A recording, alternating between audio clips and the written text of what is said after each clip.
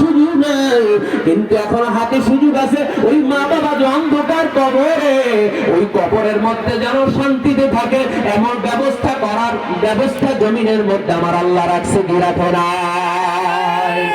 সন্তান মা বাবার জন্য দুনিয়ায় বসে দোয়ার ব্যবস্থা করে, সদকা জারিয়ার ব্যবস্থা করে, অবশ্যই ওই সদকা জারিয়ার ওসিলায় আল্লাহ পাক রব্বুল আলামিন মা বাবার কবরকে জান্নাতের বাগান বানিয়ে দিবেন, আখিরাতে নাজাতের ব্যবস্থা করে দিবেন। কাজী বন্ধুদের জন্য আমি বলতে চাই, যে আব্বা আম্মুকে হারায় ফেলাইছেন, সবাই একরকম মা বাবাকে কিন্তু মহব্বত করে না, ঠিক না বেটে?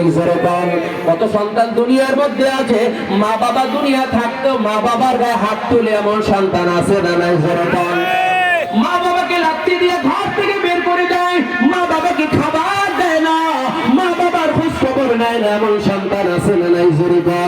আবার কত সন্তান সারাদিন রিক্সা চালাইয়া মানুষের বাড়ি কাজ করিয়া বড় হার বানা পরিশ্রম করে চাকরি করে, তারপরে যা ইনকাম করে আগে মা বাবার সামনে খাবারের ব্যবস্থা করে।